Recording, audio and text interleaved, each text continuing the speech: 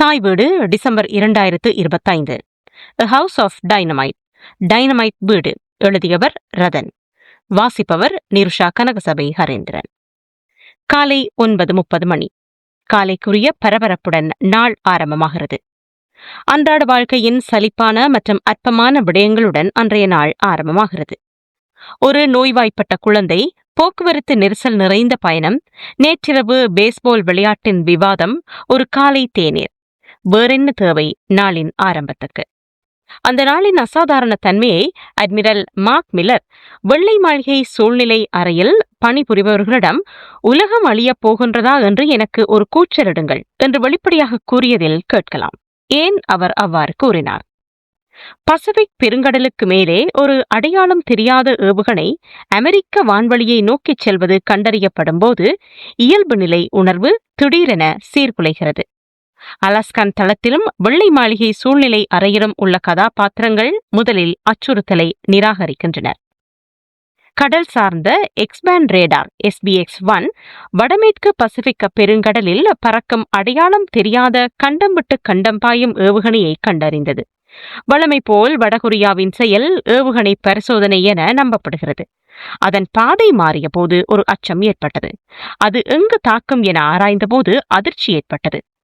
இந்த ஏவுகணை மத்திய மேற்கு அமெரிக்காவினை தாக்கும், அதுவும் அடுத்த 19 நிமிடங்களுக்குள் நடைபெறும் என அறிந்தபோது அந்த அறையே அதிர்ந்தது. அந்த அறை என்பது வெள்ளை மாளிகையின் சூழ்நிலை அறை. அன்றைய நாளை அப்போதுதான் தொடங்கிய கேப்டன் ஒலிவியா வாக்கர் உட்பட்ட அதிகாரிகளுக்கு அது அதிர்ச்சியான செய்தி. அடுத்து என்ன? பரபரப்பான அந்த அறை அமெரிக்க ஜனாதிபதியை இணைப்பில் இணைக்கிறது. ஏவுகணையை தடுக்க எடுக்கப்படும் நடவடிக்கைகளுக்கு அமெரிக்க ஜனாதிபதியின் அனுமதி தேவை. எனவே அவரையும் இணைத்துக் கொள்கின்றனர். அமெரிக்க ஜனாதிபதி ஒரு இளம் கூடைப்பந்தாட்ட அணியுடன் உரையாடிக் கொண்டிருக்கிறார்.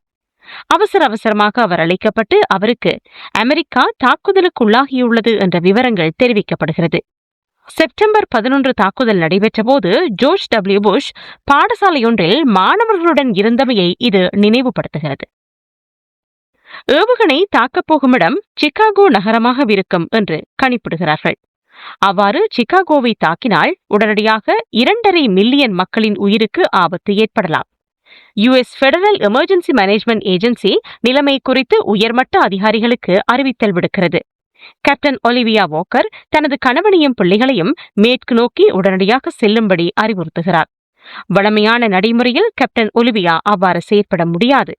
அதனையும் மீறி தனது குடும்பத்தை காப்பாற்ற முயற்சிக்கின்றார். சூழ்நிலை அறைக்குள் அதிகாரிகள் தங்களது கைத்தொலைபேசிகளை கொண்டு செல்ல முடியாது.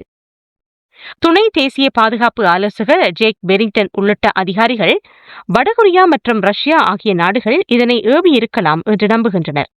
அதனை எவ்வாறு தடுப்பது, அதற்கான சாத்தியங்கள் உள்ளனவா, இவையெல்லாம் இக்குறுகிய நேரத்தில் ஆய்வு செய்யப்படுகிறது.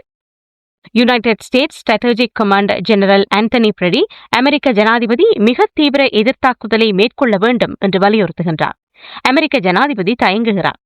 இறுதியாக ஜனாதிபதி தனது அங்கீகார குறியீட்டை வழங்குகிறார். ஜனாதிபதியும் சாதாரண மனிதர். அவர் தனது மனைவியை தொலைபேசியில் அழைக்க முயற்சிக்கிறார். ரஷ்ய வெளியுறவு அமைச்சர் தாக்குதலுக்கு பின்னால் இல்லை என்று போட்டஸுக்கு செய்தி கிடைக்கிறது. மேலும் அது சீனாதான் என்று அவர்கள் நம்பவில்லை.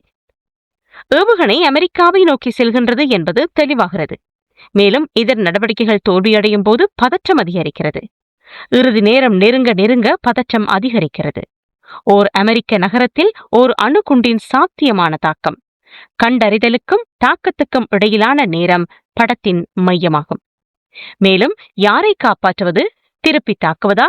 உலகை ஓர் அணு ஆயுத போரில் தள்ளும்போது ஏற்றுக்கொள்ளக்கூடிய அபாயங்கள் என்ன என்பது பற்றிய விவாதம் வெளிப்படுகிறது. இறுதியில் குண்டு வெடிக்கிறதா அல்லது கதாபாத்திரங்கள் என்ன முடிவு செய்கிறார்கள் என்பதை காட்டவில்லை. அவர்கள் என்ன செய்வார்கள் என்பதை பார்வையாளர்களை தீர்மானிக்க விட்டுவிடுகிறார்கள். இப்படம் ஒரு நேர்கோட்டு கதை அல்ல. 3 பகுதிகளாக இருப்பினும் பல்வேறு கோணங்களில் கதை முன்னகர்கிறது. கதைக்கான களக்காலம் வெறும் 17 நிமிடங்கள். ஒரு கதாநாயக பிம்பம் இல்லாமல் பல பாத்திரங்கள் கதையை நகர்த்துகின்றன. பாத்திரங்கள் அனைவரும் நன்கு அறிவுபூர்வமான மேற்கத்திய சிந்தனை கொண்டவர்கள். இவர்களுடன் வெள்ளை மாளிகையின் சூழ்நிலை அறியும் ஒரு பாத்திரமாக உள்ளது. இந்த படம் 3 பகுதிகளை கொண்டது. ஒவ்வொரு பகுதியின் முடிவிலும் காலவரிசை ஆரம்பம் அல்லது அதற்கு சற்று பின்னோக்கி செல்கிறது. நாட்டின் அணு ஆயுத போர் இயந்திரத்துக்கு பொறுப்பான அரசியல்வாதிகள், தளபதிகள் மற்றும் அதிகாரிகளின் பார்வையில் இருந்து கிட்டத்தட்ட நிகழ் நேரத்தில் விரிவடைகிறது. மேலும் அத்தகைய தாக்குதல் எப்போதாவது நடந்தால் எடுக்கப்பட வேண்டிய முடிவுகளை பற்றிய ஒரு தளர்வான பார்வையை வழங்குகிறது. படத்தின் பின் சிந்தனை, கவனச்சிதறல் மற்றும் முற்றிலும் பொருத்தமற்ற தன்மைக்கு இடையில் எங்காவது விழுகிறது. படம் பார்வையாளர்களிடமிருந்து பல இடங்களில் அந்நியப்படுகிறது. பல விடயங்கள், சொற்றொடர்கள் விளங்கிக் கொள்ள முடியாதவை. பல்வேறு பதற்றமான நிமிடங்கள் படம் முழுவதும் உள்ளன. சாத்தியமான இறுதி போராட்டக்கள அச்சுறுத்தலுக்கு எதிர்வினையாற்றும் போது கதாபாத்திரங்கள் தங்கள் முழு மனிதாபிமானத்துடன் காட்டப்படுகிறார்கள். அவர்கள் அழுகிறார்கள், பிரார்த்தனை செய்கிறார்கள், உடல் ரீதியாக நோய்வாய்ப்படுகிறார்கள், அவர்கள் வீட்டுக்கு அழைக்கிறார்கள். அவர்களின் எதிர்வினைகள் அவர்கள் கையில் வைத்திருக்கும் இராணுவ கையேடுகளில் எழுதப்பட்ட நடைமுறைக்கு முற்றிலும் மாறுபட்டவை. அணுசக்தி தாக்குதல் நடைபெற்றால் அதனை எவ்வாறு எதிர்கொள்வது என்பதனை பல தசாப்தங்களாக திட்டமிட்டிருந்தார்கள். அப்படியிருந்தும் அவர்களால் அதனை எதிர்கொள்ள முடிந்ததா? சூழ்நிலை அறையிலும் அலஸ்கான் தளத்திலும் பணியாற்றியவர்கள் கோப்புகளை எடுத்து வாசிக்க தொடங்கினார்கள்.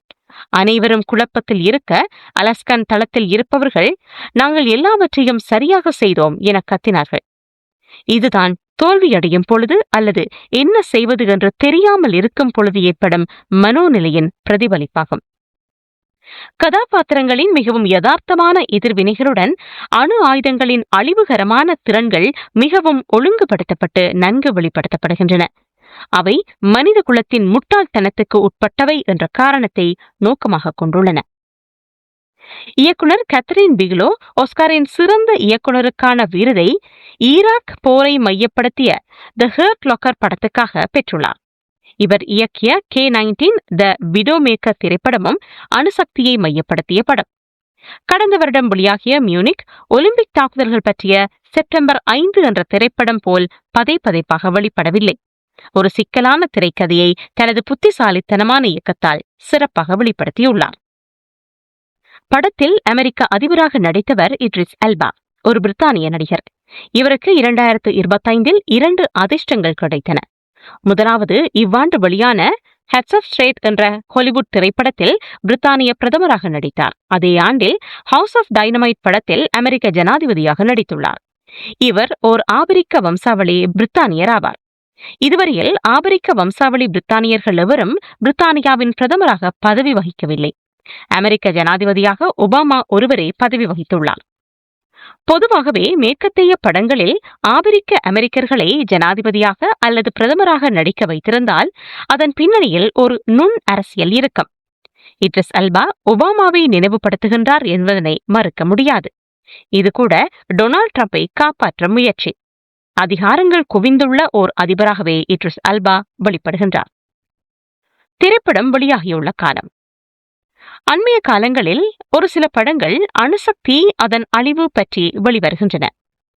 ஓப்பன்ஹைமர், இவருடைய ஆரம்பத்தில் mission impossible the final reckoning, தற்போது ஹவுஸ் ஆஃப் டைனமைட் ஆகியன.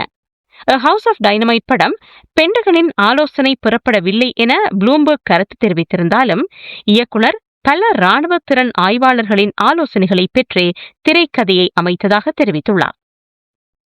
இப்படத்தின் திரைக்கதை ஆசிரியர் நோவா ஓப்பன்ஹேம் ஒரு முன்னாள் ஊடகவியலாளர். இவர் NBC நியூஸுக்கு அணு மற்றும் இராணுவ தாக்குதல்கள் பற்றிய செய்திகளை வழங்குபவர். இவர் NBC நியூஸின் தலைவராகவும் இருந்துள்ளார். அதற்கு முன்னர் NBCயின் டுடே ஷோ தயாரிப்பாளராகவும் தலைமை நிர்வாகியாகவும் கடமையாற்றியுள்ளார். ஜோன் எஃப் கென்னடியின் துணைவியார் ஜாக்கியை மையப்படுத்திய படமான ஜாக்கி படத்துக்கு திரைக்கதை எழுதியுள்ளார்.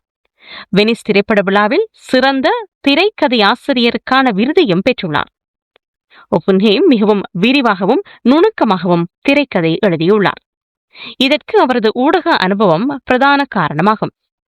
அமெரிக்காவுக்கு கடல் சார்ந்த அணுசக்தி மற்றும் ஏவுகணை பிரயோகம் பற்றி அதிகளவு தெரியாது என்பதனை தனது ஊடக அனுபவத்தினூடாக அறிந்துள்ள திரைக்கதை ஆசிரியர் அதற்கேற்ப திரைக்கதை அமைத்துள்ளார்.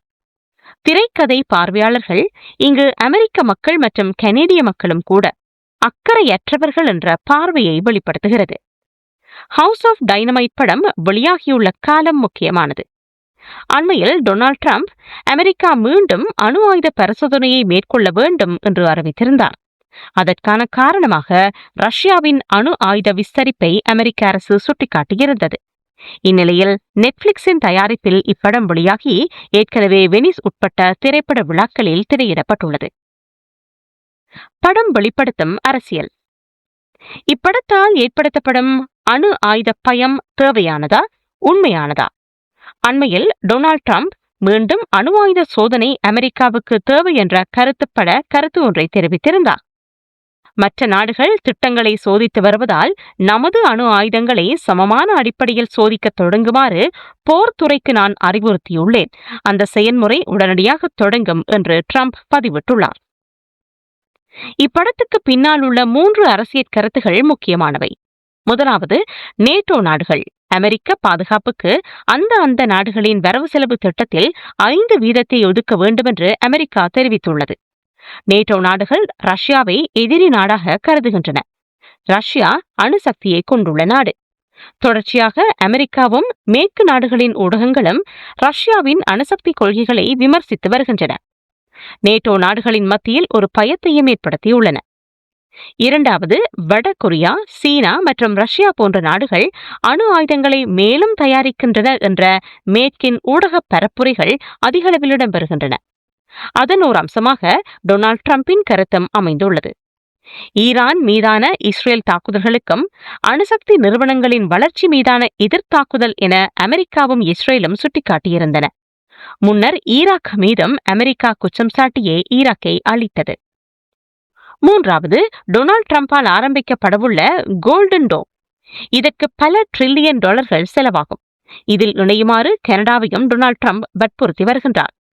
இப்படத்திலும் தாக்குதல் நடைபெறும் என கருதப்படும் சிகாகோ கனடாவுக்கு மிக அருகில் உள்ள நகரமாகும்.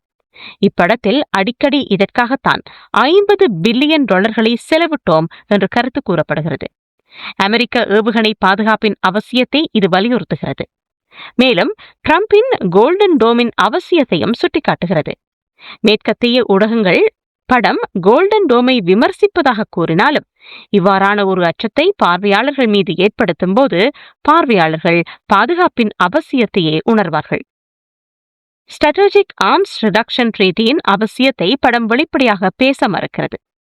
இன்று அமெரிக்காவுக்கும் ரஷ்யாவுக்கும் இடையில் அணு ஆயுதங்களை கட்டுப்படுத்தும் எந்தவித ஒப்பந்தங்களும் இல்லை.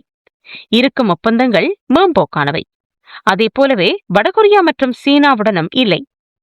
ஏன் அமெரிக்காவும் ரஷ்யா போன்ற நாடுகளை சுட்டிக்காட்டி அணு ஆயுத உற்பத்தியை அதிகரிக்க ஆவண செய்கிறது? ஐரோப்பாவில் தோன்றியுள்ள அணுசக்தி பயமானது அமெரிக்காவால் ஏற்படுத்தப்பட்டது. கவலையளிக்கும் விதமாக தென்கொரியா, ஜப்பான் மற்றும் போலந்து உள்ளிட்ட நாடுகள் அணுசக்தி விருப்பங்களை பின்பற்றுவது குறித்து வெளிப்படையாக கருதியுள்ளன. 9 அணு ஆயுத நாடுகளான America, Russia, China, England, France, Israel, India, Pakistan மற்றும் வடகொரியா ஆகியவற்றின் கொள்கைகள் கற்பனை செய்ய முடியாத பேரழிவை ஏற்படுத்தும் திறனை அதிகரிக்க கூட்டாக $1 டிரில்லியன் செலவிடுகின்றன. தனிப்போரின் முடிவில் நாம் குறைவான அணு ஆயுதங்களை வைத்திருக்க வேண்டும் என்று நாடுகள் ஒருமித்த கருத்தை எட்டின. அந்த சகாப்தம் தற்போது முடிந்துவிட்டது. அணுசக்தி போரின் உண்மையான ஆபத்துகள் முக்கியமாக அணுசக்தி அல்லாத நெருக்கடியில் இருந்து ஆயுத மோதலாக பரிணமிப்பதே ஆகும் என்று ஹார்வர்ட் கென்னடி பாடசாலையின் பேராசிரியர் மேத்யூவன் குறிப்பிடுகின்றார். இவர் அணுசக்தி மற்றும் அதன் அழிவுகள் பற்றிய ஆய்வுகளை தொடர்ச்சியாக செய்து வருகிறார். அவர் மேலும் கூறுகையில், சரியான மனநிலையில் உள்ள எவரும் தெளிவான நீல வானத்தில் இருந்து ஒரு பெரிய அமெரிக்க நகரத்தின் மீது ஒரு ஏவுகணையை வீசப்போவதில்லை என்று கூறினார். இப்படம் தற்போதைய புவிசார் அரசியல் யதார்த்தத்தை பிரதிபலிக்கிறது. ஆனால் அதன் பின்னால் உள்ள அரசியல் ஒரு மேற்கத்திய வல்லரசினை வலிமைப்படுத்துவதாக அமைந்துள்ளது. படம் கூறுவது போல வரலாற்றில் எப்போதும் இல்லாத அளவுக்கு அழிவு நாள் கடிகாரம் நள்ளிரவை நெருங்கிவிட்டதா? படத்தை பார்த்த பின்னர் எழுந்த கேள்விகள் இவை. ஏற்கனவே ஜப்பானில் அணுகுண்டு வீசுவதற்கு கனடா மற்றும் பிரித்தானியாவின் பங்களிப்பும் இருந்தது. மீண்டும் அணுகுண்டினை தீர்மானிப்பது தனி நபராக இருப்பது ஆபத்தானது. அணு ஆயுத தாக்குதலை தொடங்க ஒரே அதிகாரம் கொண்ட ஓர் நிர்வாகியை தீர்மானிக்கிறார். அணு ஆயுதங்களை செலுத்துவதற்கு சட்டமன்ற அல்லது அமைச்சரவை அளவிலான ஒப்புதலுக்கான எந்த தேவையும் 9 நாடுகளிலும் இல்லை. ஒரு தனி நபருக்கு இவ்வளவு சக்தி இருக்கும் இந்த சூழ்நிலை ஜனநாயகம் பற்றிய எந்த ஒரு கருத்தையும் கேலி செய்கிறது. சர்வதேச அமைப்பு ஒரு வியத்தகு மாற்றத்துக்குள்ளாகும் போது அணு ஆயுத குறைப்பு மற்றும் ஆயுத பரவல் தடை ஆகியவற்றை நாம் எவ்வாறு மறுபரிசீலனை செய்ய வேண்டும்? அமெரிக்காவில் மற்றும் அணு ஆயுத உற்பத்தி நாடுகளில் அணு ஆயுதங்களை பயன்படுத்துவதற்கான செயல்முறை சீர்திருத்தப்பட வேண்டுமா? அப்படியானால் எப்படி? அணு ஆயுதங்களுக்கான இறுதி இலக்கு என்னவாக இருக்க வேண்டும்? அணு ஆயுதங்கள் யாரிடம் இருக்க வேண்டும்? எப்படி, எந்த முறையில் இந்த ஆயுதங்கள் பயன்படுத்தப்பட வேண்டும், சேமிக்கப்பட வேண்டும், சோதிக்கப்பட வேண்டும்? இதனை யார் தீர்மானிப்பது? அது அமெரிக்காவிடம் மட்டும் இருக்க வேண்டும் எனில் உலகமே ஆபத்தில் உள்ளது. யதார்த்தம் சொல்ல முடியாத அளவுக்கு கொடூரமானது மற்றும் தாங்க முடியாத அளவுக்கு அபத்தமானது. நன்றி.